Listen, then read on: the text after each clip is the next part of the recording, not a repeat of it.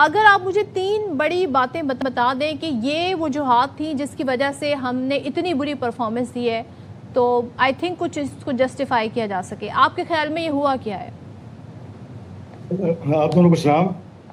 बिल्कुल सही कहा आपने कि पहले ऑस्ट्रेलिया में हमारा यही हाल हुआ कि 7 गोल, 6 गोल, 5 गोल, अभी यहाँ भी यही हाल हुआ हमारा।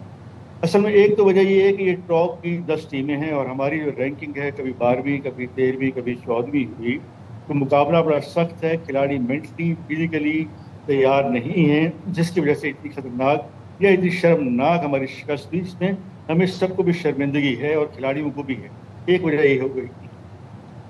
दूसरा, हुकूमत पाकिस्तान ने और जो हमारे सदर हैं पाकिस्तान हॉकी फेडरेशन, उनकी कोशिशों की वजह से बड़े पैसे हमने लिए और हॉकी फेडरेशन ने बड़ी कोशिश की खिलाड़ियों को कंपनसेट करने की, लेकिन खिलाड़ियों ने वो जो है रिस्पॉन्स नहीं दिया जो देना चाहिए था।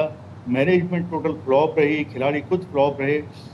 इस वक्त आप देखें कि मिडिल डिफेंस, डीप डिफेंस और फॉरवर्ड लाइन में इतना अच्छा कोऑर्डिनेशन नहीं है, लेकिन चंद मैचेस अच्छा खेले, जैसे इंग्लैंड के खिलाफ एक मैच अच्छा खेले, भारत के खिलाफ एक मैच अच्छा खेले, तो इस किस्म की परफॉर्मेंस नहीं चलती। अभी जब कैंप लगेगा तो उसमें ये सारी चीज़ें देखेंगे और मुझे उम्मीद है कि खिलाड़ी खुद ये सोचेंगे कि हमने हमारी परफॉर्मेंस इतनी खराब क्यों है। गवर्नमेंट इतने पैसे खर्च कर रही है, इतने ट्रिप लगवा रही है, ये प्रो लीग खेल रही है, तो हमें पे बैक करना चाहिए। समीउल्लाह साहब, मैं ये जानना चाहूँगा आपसे कि एक वक्त था कि दुनिया की हॉकी पर हुक्मरानी करता था पाकिस्तान। आज वही पाकिस्तान है जो आलमी सतह पर अपनी शनाख्त बरकरार रखने के लिए जिद्दोजहद कर रहा है। मैं आपसे ये चाह रहा हूँ कि ये ऐसा क्या है कि मतलब या तो ये ऑफ सीज़न के अंदर अपने अपने कामों में मसरूफ़ होते हैं सब, खिलाड़ी भी और जो कोचेज़ हैं वो भी, जो ट्रेनिंग डिपार्टमेंट है वो भी, और फिर एकदम से अगर पता चलता है कि अब आपने खेलने जाना है, कोई हॉकी प्रो लीग आ गई है, तो फिर एकदम से सारे मुतहरिक हो जाते हैं और चले जाते हैं खेलने के लिए। ये जो इबरतनाक शिकस्त थी सर, इसका जिम्मेदार कौन है? शायद बिल्कुल आपकी बात ठीक है कि पाकिस्तान का जो माजी था बड़ा अच्छा रहा। वर्ल्ड कप हमने डोनेट किया, champions trophy Pakistan hockey federation ने डोनेट की, एशिया कप हमने डोनेट किया, ये नौबत थी। और शोर शॉट गोल तुम्हारे में जीत होती थी जो भी टूर्नामेंट आए। अगर आप 1971 से 1984 तक देख लें तो कोई ऐसा टूर्नामेंट नहीं कि जो हम जीते ना हो। लेकिन इन पिछले 15 सालों में हमने डोमेस्टिक जो स्ट्रक्चर उस पर ख्याल नहीं किया, पॉलिटिक्स पे ज़्यादा जोर दिया। जो भी फेडरेशन आई उसमें 5-6 फेडरेशन आई और उन्होंने जो जो कंट्रीब्यूटर थे, जो डेडिकेटेड लोग थे, उनको बाहर कर दिया, जिसकी वजह से अच्छे खिलाड़ी ऊपर नहीं आए। अभी भी हम सिलेक्शन कर रहे हैं तो उसमें भी ये तकलीफ है। एक तो इनकी डेट ऑफ बर्थ का मसला है, जो मुझे उम्मीद है कि आहिस्ता आहिस्ता ठीक होगा। नादरा में भी इन्होंने डेट ऑफ बर्थ गलत लिखाई हुई है, जो हम रेक्टिफिकेशन से कर रहे हैं। एक ये वजह। दूसरा, डोमेस्टिक टूर्नामेंट जब तक नहीं होंगे, उनका एक्सपोजर नहीं होगा, उनको पेनल्टी कॉर्नर रोकना, पेनल्टी कॉर्नर फेंकना नहीं आएगा, तो इंटरनेशनल बहुत मुश्किल होगा। अच्छा, इस वक्त जो पाकिस्तान टीम है समीउल्लाह साहब, मुझे ये बताइएगा, अब खेल कोई भी खेल हो बहुत जदीद हो गया है। अब तो पूरा एक डेटा होता है, उसका एक डेटा एनालिस्ट होता है जो आपको बता रहा होता है कि जो आपकी मुखालिफ टीम है उसके जो खिलाड़ी हैं उनकी स्ट्रेंथ क्या है, उनकी वीकनेस क्या है।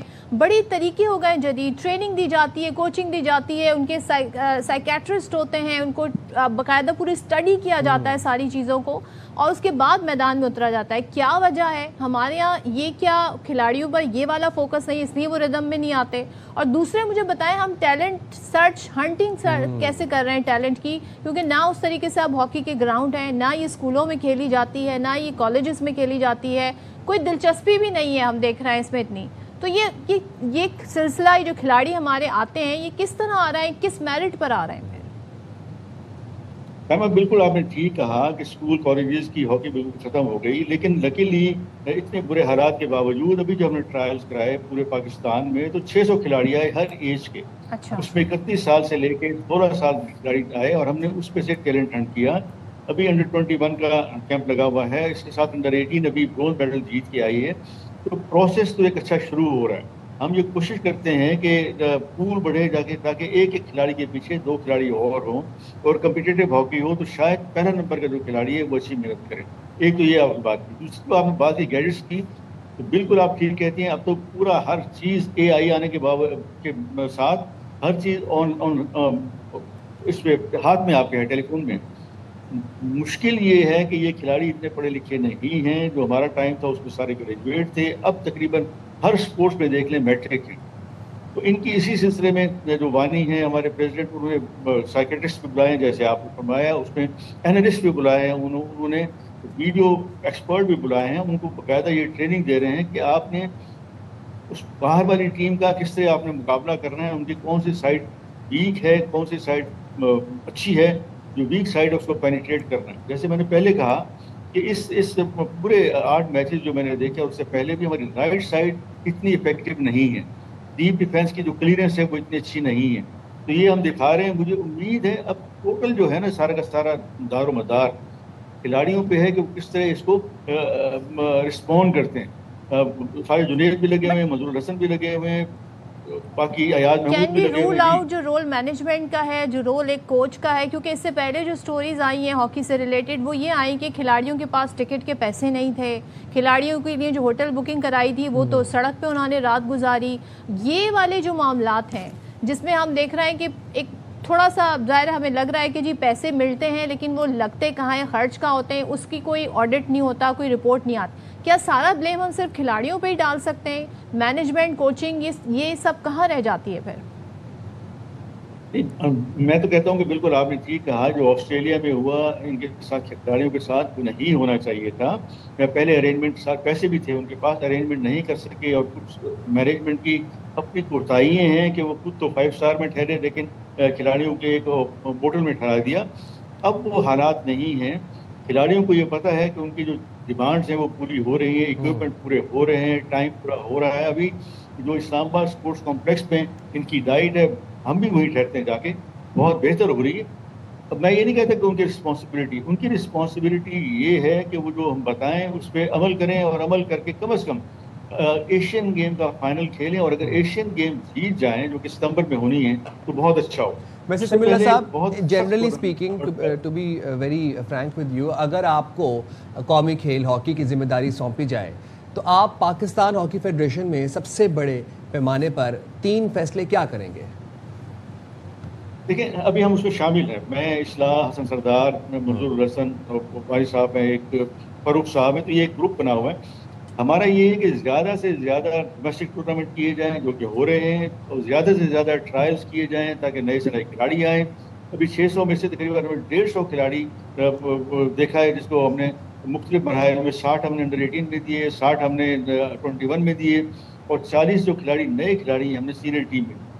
तो जब मेरा अपना ज़ाती ये ख्याल है, जब तक पूल नहीं बढ़ेगा तो खिलाड़ियों को थ्रेट नहीं होगा, और पूल बढ़ेगा तो उसमें से बेहतरीन खिलाड़ी जो शामिल होंगे पाकिस्तान की टीम में, जो कि हम जीतने के लिए नहीं होंगे, लेकिन हमारा एम ये है कि 2 साल में वो पहले 8 या 10 में आए रैंकिंग में, ताकि उसके बाद मुकाबला शुरू हो। 4 साल अगर ये फेडरेशन नहीं। और समी साहब, हम ये देखते हैं क्रिकेट अगर आज आगे है, क्रिकेट में हर बात क्रिकेट से रिलेटेड हो रही है, तो प्री मैच, पोस्ट मैच खिलाड़ियों पे एक प्रेशर होता है, वहाँ पर सहाफ़ी बैठे होते हैं, वो पूछते हैं आपका गेम प्लान क्या है, आपने क्या डिसाइड किया है, कैसे टफ टाइम देंगे, आपकी स्ट्रेंथ क्या है, बॉलर्स आपके कौन है, बैटर्स कौन है। पोस्ट मैच आके फिर वो बताते हैं आज हम क्यों अच्छा नहीं खेल सके। हमने हॉकी में ट्रेंड नहीं देखा। हमें लगता है मैनेजमेंट को इस तरफ भी फोकस करना होगा ताकि एक ट्रांसपेरेंसी हो और उन्हें लगे कि हम जवाब दे हैं अपने फैंस को, अपनी आवाम को। जी बिल्कुल, ये तो जो आप बता रही हैं हमारे ज़माने में भी था, क्योंकि बगैर एनालाइज किए आप अच्छा नहीं खेल सकते। अगर मैं बताऊं तो मुझे हर जो ओपोनेंट राइट हाफ था, चाहे वो इंडिया का सुमाया हो, चाहे वो लीफर हो, चाहे वो स्टीन हो, चाहे ऑस्ट्रेलिया का हो, मुझे पता था कि उनके क्या वीक पॉइंट हैं और क्या अच्छे पॉइंट हैं। ये उस ज़माने में भी यही था कि हर खिलाड़ी एनालाइज करता था उनके वीक पॉइंट को और प्लस पॉइंट को। बिल्कुल आप ठीक है, नहीं आज का ज़माना वही है, ये बड़े शॉर्ट हो गए, 25 to 25 अगर वीडियो एनालिस्ट आपको दे तो वो 10 मिनट की एक रील निकलती है, 10 मिनट का एक पैच निकलता है, जो खिलाड़ियों को ये समझना चाहिए। और खिलाड़ियों को पता नहीं क्यों समझ नहीं आती मेरे ख्याल में। वो तो लीग भी खेलते हैं, लीग में सब ये चीज़ें होती हैं। थोड़ा सा जो है मेरे ख्याल में अभी भी एक लिंक का थोड़ा सा है फुकदान। वो मुझे उम्मीद है कि अभी जो वर्ल्ड कप होगा जुलाई के एंड में, उसमें ये लिंक ख़त्म हो जाएगा, और शायद यही इंग्लैंड और यही भारत हमारे पूल में है। तो मुझे उम्मीद है कि हम क्वार्टर फाइनल के लिए इन दोनों टीमों में से एक टीम को हराकर क्वार्टर फाइनल में पहुंचेंगे, और पहुंचना भी चाहिए ताकि हम आगे की तरफ। वैसे सर ये जो अभी 10 करोड़ रुपए खर्च करके कौमी टीम को हॉकी प्रो लीग में भेजा गया है, इन 10 करोड़ का कोई ऑडिट होगा? क्या ये मालूमात सामने आएंगी, डिटेल सामने आएंगी कि 10 करोड़ कहाँ पर लगे, खिलाड़ियों को कितने मिले, इनकी ट्रेनिंग पे कितने खर्च हुए, ट्रेनिंग कैंप्स हुए कि नहीं हुए, इसका क्या प्रोसीजर होगा? अब तो बिल्कुल साहब, बिल्कुल क्लियर सी चीज़ है कि कोई पेमेंट पाकिस्तान हॉकी फेडरेशन के पास नहीं है। डायरेक्ट वो मिनिस्ट्री से पाकिस्तान स्पोर्ट बोर्ड पे जा रही है और स्पोर्ट बोर्ड से वो मुख्तलिफ चीज़ों पे जा रही है। इवन जो हमारी भी ये टिकट है, जब हम ट्रायल पे जाते हैं तो हम कैश क्लेम नहीं करते, ट्रैवल एजेंट बना के देता है और उसी को पेमेंट होती है। अच्छा। तो मुझे उम्मीद है कि जैसे आपने बताया 10 करोड़ का एक और भी पार्कों से कॉन्ट्रैक्ट हुआ पाकिस्तान की फेडरेशन का, जो कोचिंग क्लिनिक लगाएंगे। तो अब मुझे उम्मीद है कि गवर्नमेंट इतना इंटरेस्ट दे रही है और सख्ती भी कर रही है, जो कि करनी चाहिए थी, क्योंकि अगर खिलाड़ियों को हम अच्छी तरह अकोमोडेट नहीं करेंगे तो वो रिस्पॉन्ड नहीं करेंगे। इसलिए सारे अखराजात वो हो रहे हैं और इंशाल्लाह मेरे अपने ख्याल में मैं ज़रूर कहूँगा कि इस साल के एंड में ये सारे के सारे अखराजात पब्लिक।